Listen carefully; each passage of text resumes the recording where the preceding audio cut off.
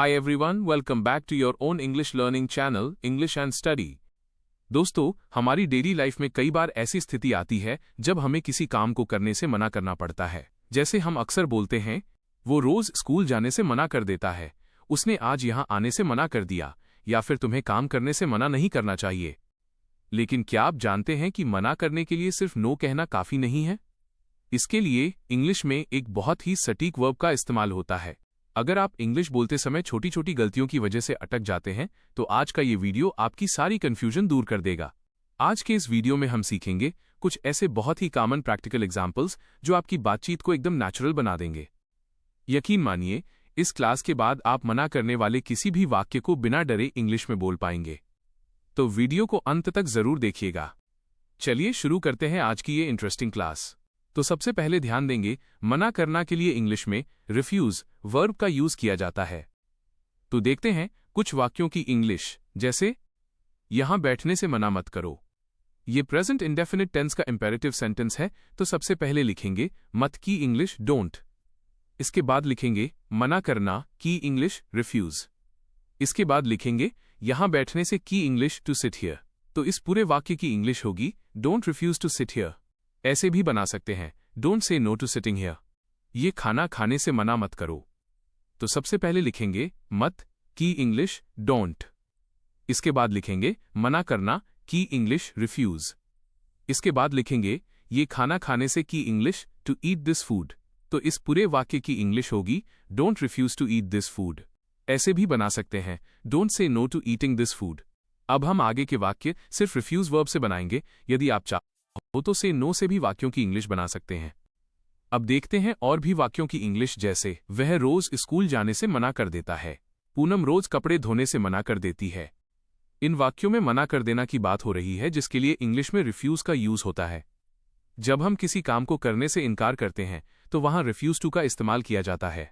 यह present indefinite tense के वाक्य हैं। तो देखते हैं इन वाक्यों की इंग्लिश। जैसे वह रोज स्कूल जाने से मना कर देता है।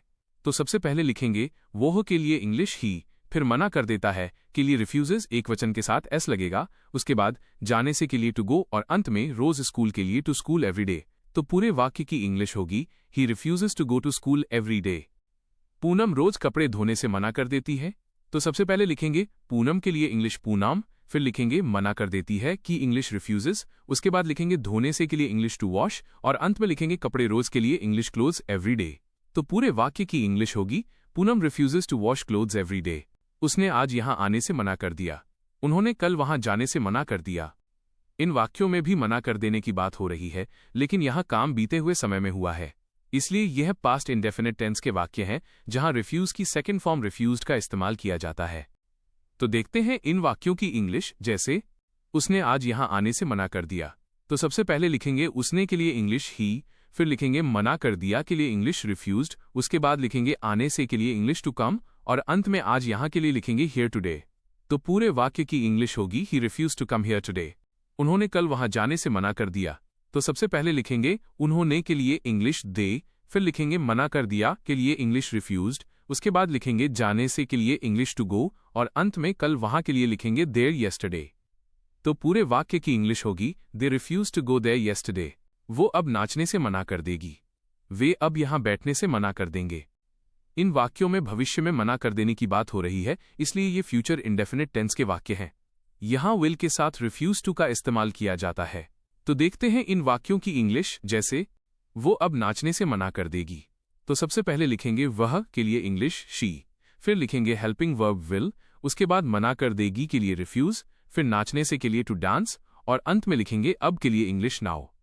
तो पूरे वाक्य की इंग्लिश होगी she will refuse to dance now. वे अब यहां बैठने से मना कर देंगे।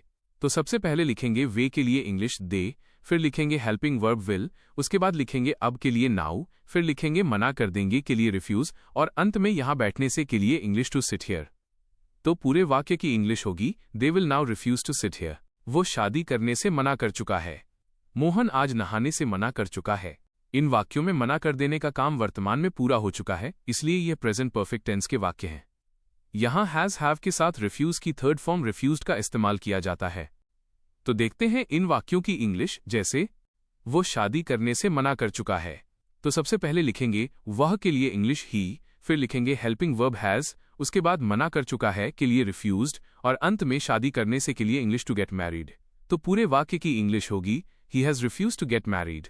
मोहन आज नहाने से मना कर चुका है। तो सबसे पहले लिखेंगे मोहन के लिए इंग्लिश मोहन, फिर लिखेंगे हेल्पिंग वर्ब हैज़, उसके बाद मना कर चुका है के लिए रिफ्यूज्ड, फिर नहाने से के लिए टू टेक अ बाथ, और अंत में आज के लिए लिखेंगे टुडे। तो पूरे वाक्य की इंग्लिश होगी Mohan has refused to take a bath today. एक और वाक्य को इंग्लिश में बनाएंगे, जैसे वे पैसे लेने से मना कर चुके हैं। तो सबसे पहले लिखेंगे वे के लिए इंग्लिश दे, फिर लिखेंगे हेल्पिंग वर्ब हैव, उसके बाद मना कर चुके हैं के लिए इंग्लिश रिफ्यूज्ड, और अंत में लिखेंगे पैसे लेने से के लिए टू टेक द मनी। तो पूरे वाक्य की इंग्लिश होगी they have refused to take the money. तुम्हें काम करने से मना नहीं करना चाहिए। उसे आज खाना बनाने से मना नहीं करना चाहिए था। इन वाक्यों में मना करना के साथ सलाह या संभावना की बात हो रही है, जिसके लिए मॉडल्स शुड हैव, कैन के साथ रिफ्यूज टू का इस्तेमाल किया जाता है। तो देखते हैं इन वाक्यों की इंग्लिश, जैसे तुम्हें काम करने से मना नहीं करना चाहिए। यह एक सलाह है, तो सबसे पहले लिखेंगे तुम्हें के लिए यू, फिर चाहिए नहीं के लिए शुड नॉट, उसके बाद मना करना के लिए रिफ्यूज, और अंत में काम करने से के लिए टू वर्क। तो पूरे वाक्य की इंग्लिश होगी you should not refuse to work. उसे आज खाना बनाने से मना नहीं करना चाहिए था।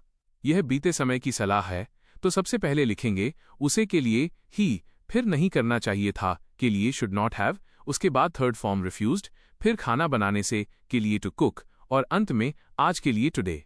तो पूरे वाक्य की इंग्लिश होगी he should not have refused to cook today. एक और वाक्य को इंग्लिश में बनाएंगे, जैसे वह कभी भी तुम्हें अपनी किताब देने से मना कर सकता है। ये संभावना है, तो सबसे पहले लिखेंगे ही, फिर सकता है के लिए कैन, उसके बाद रिफ्यूज, फिर देने से के लिए टू गिव, उसके बाद तुम्हें अपनी किताब के लिए यू हिज बुक, और अंत में कभी भी के लिए एट एनी टाइम। तो पूरे वाक्य की इंग्लिश होगी he can refuse to give you his book at any time. इस तरह हम रिफ्यूज टू का प्रयोग अलग अलग मॉडल्स के साथ कर अपनी बात को और भी बेहतर तरीके से कह सकते हैं। अब एक वाक्य आपके लिए ही है। पूनम ने गाना गाने से मना कर दिया है। इस वाक्य की इंग्लिश कमेंट बॉक्स में बनाकर बताइए। सिर वाली इंग्लिश की वीडियो की लिंक इस वीडियो के डिस्क्रिप्शन बॉक्स में है। ये वीडियो खत्म होने के बाद उसे जरूर देखना। अब इस क्लास को यही समाप्त करते हैं। यदि इस क्लास में आपको कोई भी कंफ्यूजन हो तो कमेंट बॉक्स में जरूर बताएं। Please like, subscribe and share.